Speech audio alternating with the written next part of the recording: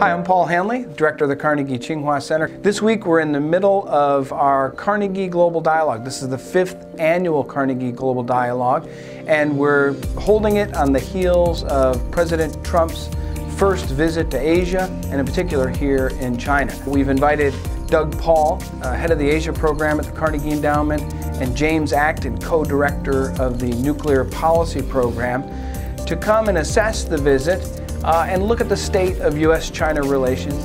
I thought it was really a good opportunity to meet with younger scholars and officials here on the visit to the Carnegie-Tsinghua Center. Well, one of the huge values of coming out to China and having the chance to talk with so many Chinese scholars and experts is you learn a huge amount of granularity, of detail about the Chinese view that you could only get by coming here.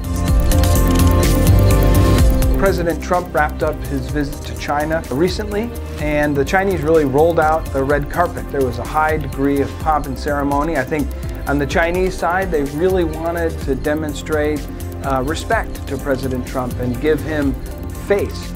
From a standpoint of pomp and ceremony, it really, the visuals and the optics were quite good.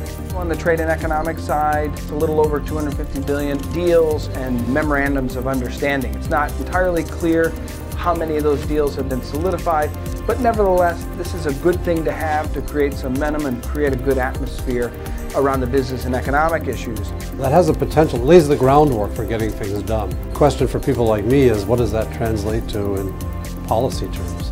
Does this mean we actually can reduce frictions and make solutions to various problems? Or is it just separate from our otherwise, complicated relationship with a rising China and a powerful America?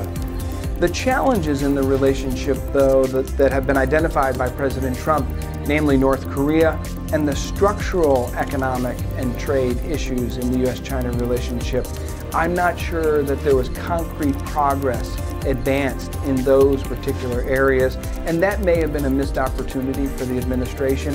I didn't have high expectations for progress on the North Korean issue during this visit, but even my low expectations weren't met. As far as we can see publicly, there was no meaningful progress made on agreeing a strategy forward in regard to North Korea. It's even less clear to me after this visit what US policy towards negotiations with North Korea is, under what circumstances the United States will be willing to enter into negotiations with North Korea. Now, whether things get done requires follow-through. I think on the Chinese side, Mr. Xi is already a proven quantity in terms of leadership and policy outcome. Mr. Trump is not yet. The current North Korea crisis is exceptionally dangerous.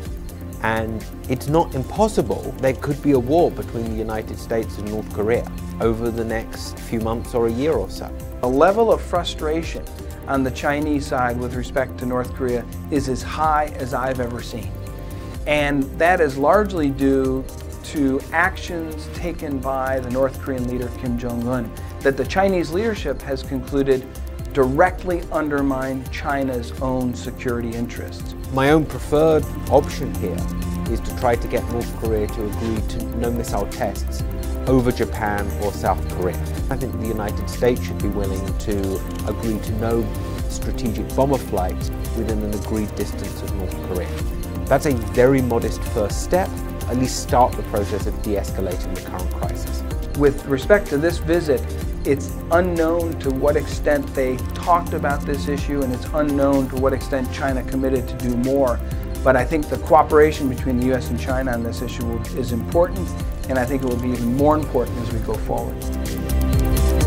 President Trump, in the campaign, talked about the trade and economic relationship really in balance between the U.S. and China. So I think there is bipartisan consensus in the United States, large degree of that says we need to address these more structural issues, whether it's closed markets on the Chinese side or intellectual property issues, forced technology transfer, or Chinese industrial policies that may disadvantage U.S. and other foreign companies. I think it's highly likely that we're about to see some actions on the U.S. side, tough trade enforcement actions that will not be appreciated by the Chinese side, obviously.